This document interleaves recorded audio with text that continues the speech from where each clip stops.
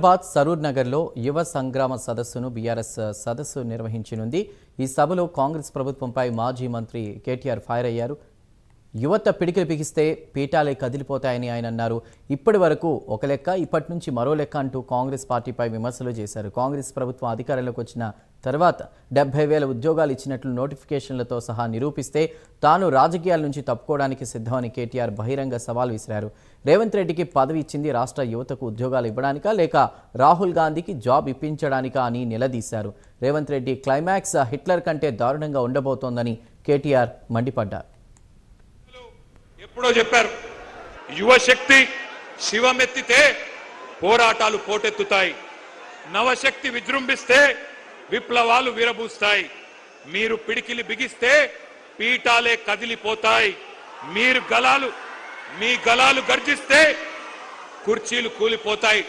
రేవంత్ రెడ్డి గారు గుర్తుపెట్టుకోండి, మీరు కదం దొక్కితే ఉద్యమాలు ఉప్పెనలైనాయి। గతంలో తెలంగాణ ఉద్యమం చూసినాం ఏ రకంగా। మరి తెలంగాణ ఉద్యమంలో యువత కలిసి వచ్చిన తర్వాత పెద్దలు కేసీఆర్ గారి నాయకత్వంలో ఏ రకంగా రాష్ట్రాన్ని సాధించుకున్నామో కూడా ప్రపంచం మొత్తం చూసింది। రేపటి ఈ దేశ భవిష్యత్తుకు నిర్ణేతలు మీరు, మరి అట్లాంటి యువతరాన్ని దగా చేయవచ్చునా ఆలోచించండి। ఎందుకు ఈరోజు ఈ కార్యక్రమం ఏర్పాటు చేసుకున్నాం? ఒకటే ఒక కారణం, ఒక మహాద్రోహాన్ని, మీకు జరిగిన మోసాన్ని, వంచనని గుర్తు చేసుకొని మర్చిపోకుండా ఎవరైతే మోసం చేశారో వారికి బుద్ధి చెప్పడానికే ఈ సమావేశం। ఆనాడు ఇదే సరూర్ నగర్ స్టేడియం సాక్షిగా ఒక దారుణమైన దగా జరిగింది। దగా పడ్డది ఎవరు? తెలంగాణ యువత। దగా కోరులు ఎవరు? కాంగ్రెస్। 2023లో ఇక్కడే ఇదే గడ్డ మీద ఇదే గ్రౌండ్ లో ఆ రోజు మీటింగ్ జరిగింది। ఢిల్లీ నుంచి ప్రియాంక గాంధీ వచ్చింది, గల్లీ నుంచి కల్తీ కాంగ్రెస్ నాయకులు అందరూ వచ్చినారు, హైకమాండ్ నుంచి గాంధీలు, గాంధీ భవన్ లో దూరిన గాడ్సేలు అందరూ కలిసి ఒక మాయా మస్తీంద్ర కార్యక్రమం చేసి బురిడి పత్రం ఒకటి రిలీజ్ చేసినారు। దాని పేరు యూత్ డిక్లరేషన్ అని పెట్టినారు। 60 ఏళ్లు తెలంగాణ గడ్డ మీద నెత్తురు పారించిన దుర్మార్గమైన పార్టీ కాంగ్రెస్ ఆ రోజు వాగ్దానాల వరద పారించింది। పాత కేటుగాళ్ళు కొత్త డూప్లికేట్ గాళ్ళు ఇద్దరు కలిసి తెలంగాణ యువత మీద నకిలీ ప్రేమలు నటిస్తూ విసిరిన వల పేరే యూత్ డిక్లరేషన్। ఈ జూటాగాళ్లను మాట తప్పి ఇవాళ మిమ్మల్ని వంచిన ఈ దుర్మార్గులను, మిమ్మల్ని రెచ్చగొట్టి ఓట్లేయించుకొని అధికారం చేపట్టి నమ్మించి నట్టేట ముంచిన కాంగ్రెస్ ను ఏం చేయాలో మీరే ఆలోచించండి। ముఖ్యమంత్రి మాటల్లో చెప్పాలంటే, రేవంత్ రెడ్డి మాటల్లో చెప్పాలంటే బెల్ట్ ట్రీట్మెంట్ ఇద్దామా, లాగులో తొండలిడుద్దామా, గుడ్లు వీకి గోటీలాడదామా, ఏం చేద్దామో ఆలోచించండి। ఎందుకంటే ఒకటి మాత్రం పక్కా, ఒక్క మెసేజ్ పోవాలి పార్టీలకు, రాజకీయ పార్టీలకు, రాజకీయ నాయకులకు, యువతరంతో పెట్టుకుంటే కొన్ని తరాల పాటు పుట్టగతులు లేకుండా పోతారు అన్న సందేశం మాత్రం పోవాలి।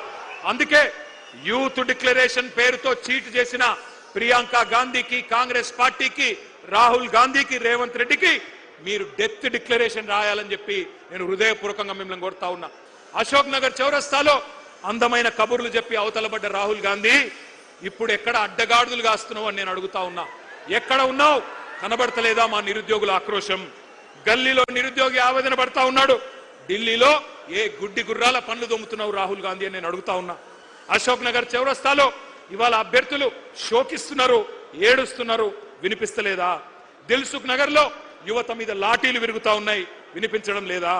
సిటీ సెంట్రల్ లైబ్రరీ మీద దాడులు, ఉస్మానియా క్యాంపస్ లో నిర్బంధాలు, ఆడబిడ్డలని చూడకుండా అనిత మీద, ఆస్మా మీద అర్ధరాత్రి కేసులు, అరెస్టులు, ఢిల్లీలో రాజ్యాంగం చేతిలో పట్టుకొని రాహుల్ గాంధీ గారేమో పోజులు, ప్రజాస్వామ్యం అని సుద్దపూస కబుర్లు। హైదరాబాద్ లో నడిబొడ్డున ప్రజాస్వామ్యం ఖూనీ అయిపోతుంటే పట్టించుకున్నవాడు లేడు। మరి రేవంత్ రెడ్డి గారు ఏం చేస్తున్నారు? ఆయన ఒకటే చేస్తున్నాడు, రాహుల్ గాంధీకి ప్రధానమంత్రి జాబ్ వచ్చేదాకా ఇడిచిపెట్టడట, పని చేస్తాడట।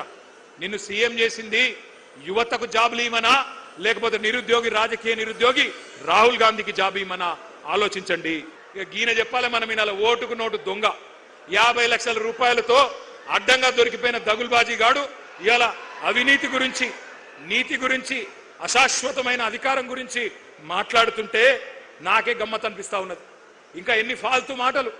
ఒక్కడు కాదు, కాంగ్రెస్ వాడు ప్రతి ఒక్కడు ఏమంటారు, ఒకడు 60,000 ఉద్యోగాలు ఇచ్చినామంటాడు, ఒకడు 70,000 ఇచ్చినా అంటాడు, ఒకడు 1,00,000 ఉద్యోగాలు అయిపోయినాయి అంటాడు. ఇక నాకు అర్థం కావట్లేదు. నేను ఒకటే అడుగుతా ఉన్నా, రేవంత్ రెడ్డి, కేసీఆర్ గారు ఇచ్చిన ఉద్యోగాలు, కేసీఆర్ ప్రభుత్వం ఇచ్చిన ఉద్యోగాలు అవి నీ ఖాతాలో వేసుకోవడానికి కనీసం సిగ్గనిపిస్తలేదా? క్రెడిట్ చోరీ చేయడానికి కనీసం సిగ్గనిపిస్తలేదా? నేను ఈరోజు ఈ సరూర్ నగర్ వేదికగా ఇన్ని వేల మంది మా తమ్ముళ్ళు చెల్లెల సాక్షిగా సవాల్ చేస్తా ఉన్నా, రేవంత్ రెడ్డి, 70,000 ఉద్యోగాలు నువ్వు ఇచ్చినట్టు నోటిఫికేషన్లతో సహా నీ ప్రభుత్వమే ఇచ్చినట్టు రుజువు చేస్తే శాశ్వతంగా రాజకీయ సన్యాసం చేసి నేను పోతా, రాజకీయమే వదిలేస్తా. నమ్మించి మోసం చేయడంలో నిష్ణాతుడు, పిహెచ్డి చేసిన వాడు రేవంత్ రెడ్డి. అప్పుడు ఓటుకు నోటు, ఇప్పుడు ఓటేసినోడికి వెన్నుపోటు. గోల్మాల్ తిప్పి పోలింగ్ బూత్లలో మీతో ఆ రోజు ప్రచారం చేయించుకొని ఇవాళ మీరు మాట్లాడుతుంటే బూతులు తిడతా ఉన్నాడు. 20,000 పోలీసు ఉద్యోగాలు ఖాళీలున్నాయి, నింపాలి అని చెప్పి మీరందరూ దిల్సుఖ్ నగర్ లో ఆందోళన చేస్తుంటే ఇవాళ రేవంత్ రెడ్డి అంటున్నాడు, మీరు ఎండ్రిన్ దాగి సచ్చినా బాయిలో దుంకినా నేను ఇయ్యను గాక ఇయ్యను అంటున్నాడు. నీ అయ్య జాగీరా, నీ అయ్య సొమ్మ, ఎందుకు ఇయ్యవు? కేసీఆర్ గారు 48,000 పోలీసు ఉద్యోగాలు ఇచ్చినప్పుడు ఎందుకు ఇయ్యవు నువ్వు? నీ అయ్య జాగీరా అని నేను అడుగుతా ఉన్నా. ఉద్యోగాలు అడిగితే ఎండ్రిన్ దాగి చావమంటావా? దమ్ముంటే రేవంత్ రెడ్డి సెక్యూరిటీ లేకుండా రేపు విఎం గ్రౌండ్ కు రా పొద్దున. ఎవడు బతకాలో ఎవడు సావాలో ఎవడేందో మా పోలీస్ అభ్యర్థులే తెలుస్తారు. నీ క్లైమాక్స్ హిట్లర్ కంటే దారుణంగా ఉంటది రేవంత్ రెడ్డి.